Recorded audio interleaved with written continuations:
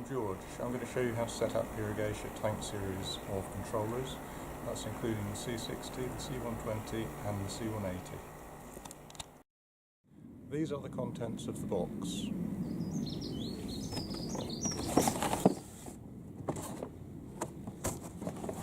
The solar panel, in this case the C60. Packing materials. These are the plastic parts that we're going to need. This is the controller itself.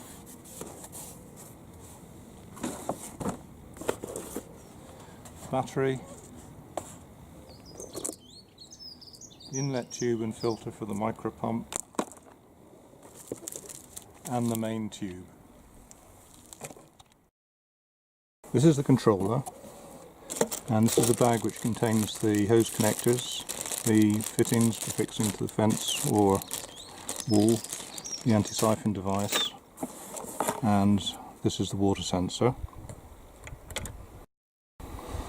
Inside the box, this is the main pump, this is the battery holder, this is a printed circuit board with the switch for controlling it, and this is the micro pump. The first thing I'm going to do is to install the battery. To do that we need to remove the two screws from this plastic cover.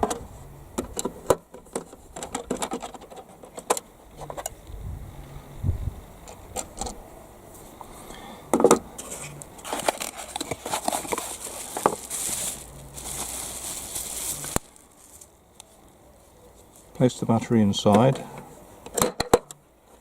and, making sure the controller is turned off, plug the battery in to this terminal here.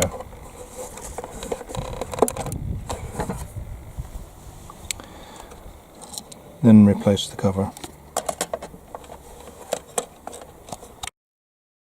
To connect the hose connectors, take the red plugs out of the pump, screw in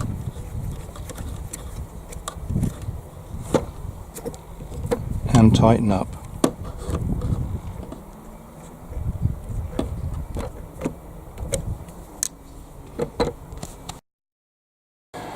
Right, we're now ready to put the controller in its final position.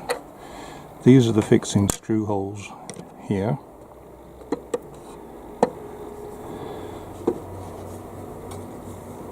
And we're ready to go. Right, to assemble the solar panel, we've got two sets of brackets. Each side of the solar panel needs one from each of those pairs, and the bracket is going to fit on like this. So the first step is to use the nuts and bolts provided to attach the bracket to the solar panel. The next step is to fit this part of the bracket here.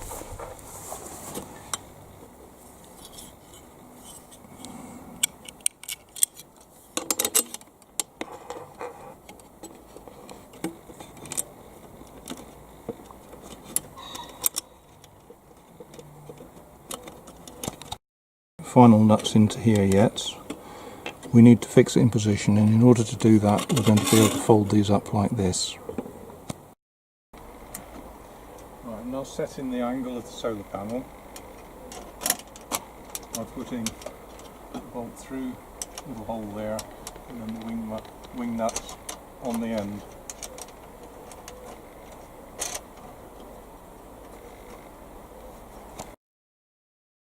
Right, now I'm going to plug the solar panel into the controller, and there is a 5-meter optional extension cable if you need it. Right, having got the solar panel and the controller in position, please note that the controller needs to be low enough that there's a flooded inlet to the pump, and the solar panel needs to be in a sunny position. Next we're going to install the foot strainer, which protects the pump from bits of muck in the barrel, in the tank, and we're going to install the filter which protects the drippers. Before we install the dripper, we need to put the hose tail connectors on either end.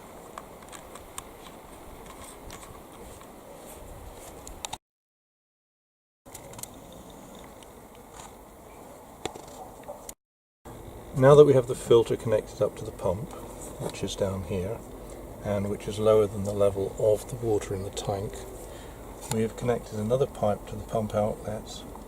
This comes up to a T here, and there's a branch going through this valve,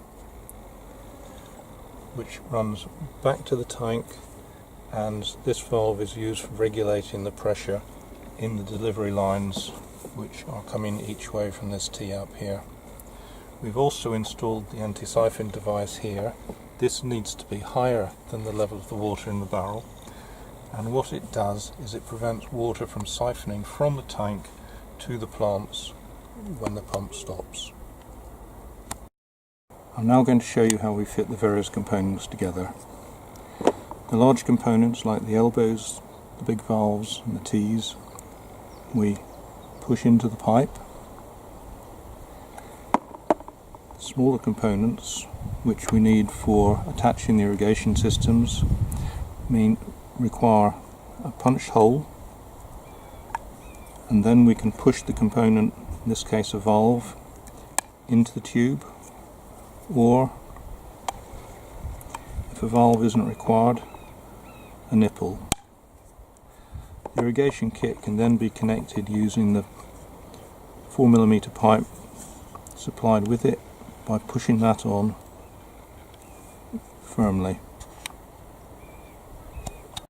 For your installation, the valve connection may perhaps go to a kit of microporous hose, and the end valve one may go to a dripper kit. Now that we've completed our irrigation layout with the drippers in place and the microporous hose in place, we're going to go through the startup procedure for the unit. First of all, ensure that this valve is wide open, that is, when the handle is in line with the pipe. Next, switch the pump on, then while the pump is running, very slowly turn this valve back until the drippers are dripping at about 1 drip per second and the microporous hose is full of water but quite soft, like a half-inflated bicycle tube. In this installation we fitted the filter so that it's higher than the tank. In most installations this is going to be lower than the water in the tank, in which case a valve needs to be fitted between the tank and the filter so that the water could be turned off when the filter is cleaned. The filter should be cleaned every week or two, depending on the condition of the water in your tank. In order to clean the filter, unscrew this barrel, remove the elements, clean it while rinsing under running water, then ensuring that this red plastic bit is at the top, reinstall it.